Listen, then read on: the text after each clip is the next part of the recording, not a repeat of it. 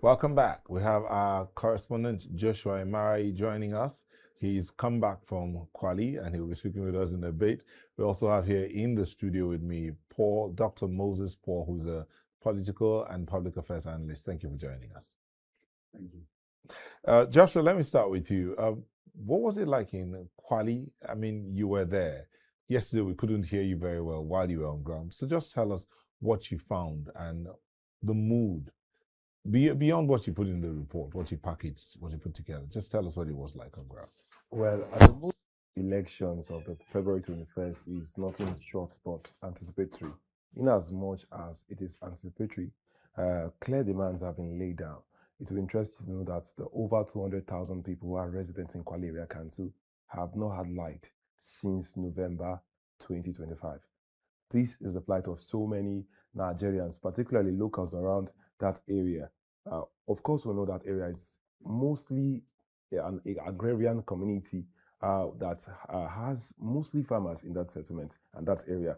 And one thing that these farmers are saying is that beyond the city center that is all plush, prim, proper, access roads into this community, into their farmland, is not really in a good state. If you should look at some of the pictures we got on ground, they are not really something that speak well of Kwali, for a fact that that is one of the oldest local government in Abuja here. So this is what they are saying, that these demands should be met. The next administration that will come should focus more on connecting access roads, quality healthcare, and providing accessible potable water for residents who are in that area council. Joshua, thank you so much. I mean, one would think that because of the location of things like the Ladi Kwali Pottery Center. I mean, Ladi Kwali is a renowned individual, a legend. And one would think that, and then we have the mathematical center in that location.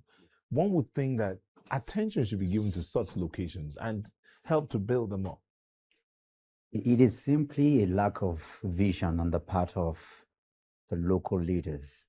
And this is why I think the FCT residents, as the local elections are drawing closer, need to pay more attention. And it's time to go beyond the rhetorics of religion and tribe when we elect our leaders. And I'll give you practical examples. In Amak, for example, when you look at places in Apo, in some places in Lugbe, when you look at Piwoyi, even when you go to Karshi, when you go look at Jiwa, when you look at Gwagwa, there are roads that are completely impassable, especially during the rainy season.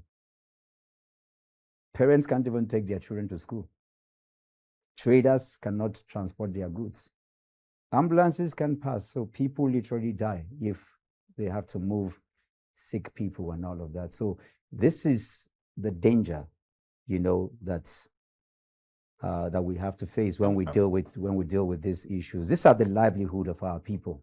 I mean, seeing that the president has, one of the key statements has been around the autonomy of the local government areas. One would think that we would be seeing examples of the autonomy of the local government in the area councils in Abuja, where we are seeing the chairman of these area councils doing and developing things as laid out in the constitution, providing roads, taking care of schools, markets, and ensuring that those inner roads are properly, the feeder roads are properly taken care of. One would think that that's what we'll see here, but that's not the situation. I mean, it's really bad because clean water has become, something that is far-fetched from the people, and this is really dangerous and unacceptable. And I'll tell you right away that one of the commendable efforts of the Tinubu's administration is a fight to ensure that we have the autonomy at the local level. But even what is available, taking the FCT and particularly Amak, for example, where you have markets which can make literally billions, the tenement rates, you have multiple taxations, you have, the attention, because primary school, which is the #1 human capital development index, right here we have primary schools being shut down, for months. teachers' salaries unpaid and all of that. You hear the testimonies of primary healthcare centers, that are completely abandoned, no toilets. You go to Lugbe here in Kapua, 200 children are sitting on the floor. You go to Tungan Nasser and Tungan Madaki, primary healthcare centers are all. My colleague Aisha she went to Kuje earlier today. I think she's on her way back. I'm sure we'll get her before we finish this bulletin. But she went to Kuje, and one of the things she found is what you just mentioned. Exactly. Now, primary schools without roofs. When it's raining, water just pours on these children. The one I encountered a few weeks ago when I was fixing some of the primary schools and providing seats for them, because I went to primary school here, as we're analyzing this, and 40 years later, children are sitting on the floor. We live in, this is 21st century, and it's unbelievable, but this is the reality of what we face. Yeah, these ones are looking good. These are good. There is the other one that had no roof. Yeah, there are many of them that are just, you can see that, shelters for goats and sheep and all kinds of things. And if you look behind that looks like a major road behind it. Exactly. That means it's obvious to whoever passes there. Yes, within the same complex. That's you can see all of that. Within the same complex. And we're talking about education. Education in the FCT. This is a center. What is the problem? That's why the question I asked you was the president has been preaching the gospel of autonomy of the local government. That's right. And we're not seeing that autonomy of the local councils in the FCT.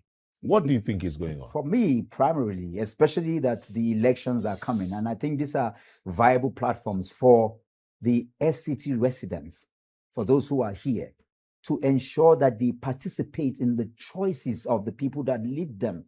When you have visionless people who do not even understand policy, people who are not there for real development, people who do not understand the value of education, the value of livelihood, the value of clean water, the value of healthcare, the value of transportation, the connectivity, what makes a real city, especially in the municipality. This is the #1 local council in the country. Okay, hold on. Aisha has come back.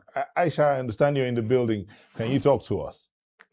Well, we spent literally all day visiting some wards in Kuje Area Council, and I can tell you for a fact that some of the wards that we visited, it looks as if there's little or no government presence. I mean, we visited Gaube, we visited Chibiri, and some of the schools we saw in Chibiri community, you can see right from the pictures, the dilapidated school infrastructure. I mean, this is not even conducive. It's not a conducive learning environment for the school pupils and also the teachers there. And some of the residents have lamented and complained. Even we also visited the primary healthcare center still in Chibiri, and we saw little or no staff members at the primary healthcare center. As a matter of fact, we just saw one person at the primary healthcare center, and they talked about how this has been the practice here.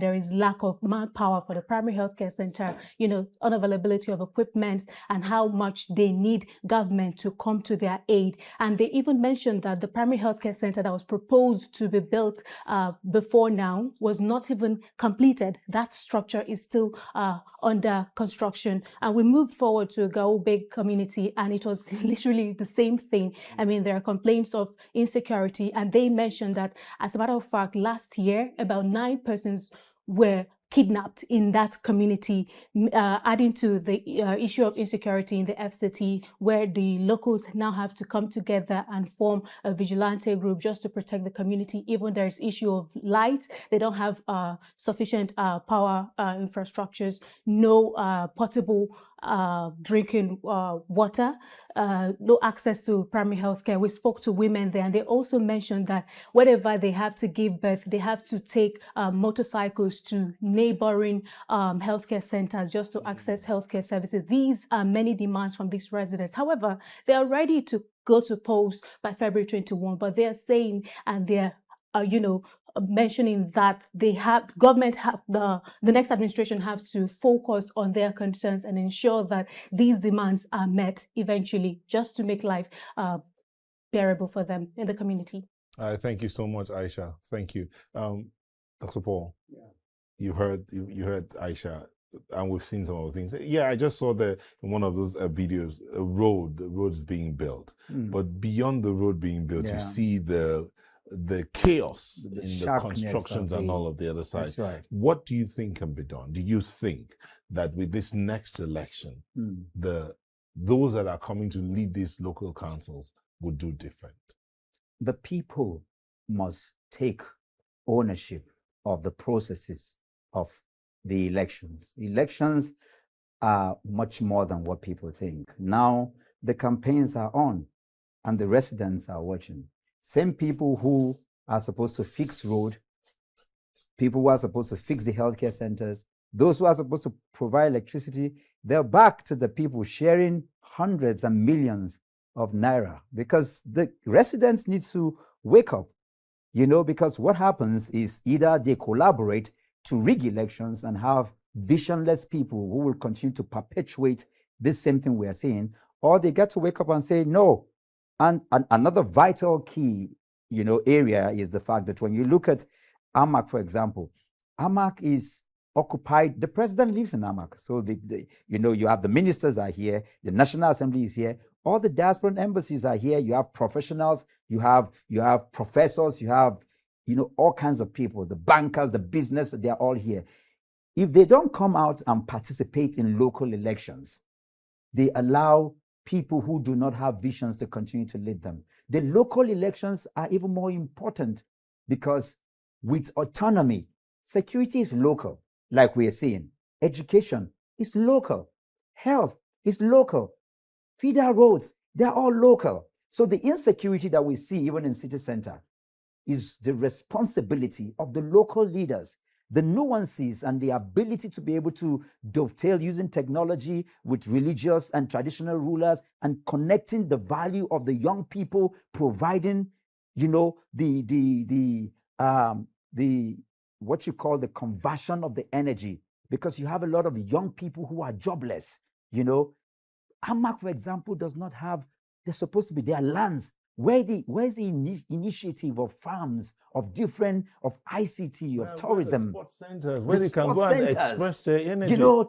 Because energy can neither be created nor destroyed. It can only be converted from one form to another. So the brigandage we're seeing, the kidnapping happening right here in city center, you're talking about Kwali and Gwawala. those are even, I'm talking about here, people right here in the center of the city, people are being kidnapped. People are being killed right here. We saw the anchor of one of the major news, this thing that fell off from our house because all of these things are happening because the local leadership that is supposed to connect all of these energies and give a facelift to the livelihood in all of this, environment does not exist. So as they go to the polls on the 21st of February, I'm wondering, the local people should even coordinate debates. You have lived with these people. Now you want to reward people who have done nothing, who have stolen your money, and they're now coming back and buying you pepper and sugar and salt and bags of rice. And then money they could use to develop the area for you. They're giving it to you in pittance. So Abuja residents, like they say, shine your eye, because in the next few weeks, we're going to see. Dr. Moses Paul, political and public affairs analyst, thank you for coming in. Thank you so much. Thank you so much. We do understand that you're eyeing one of these. Anyway, let's not say anything.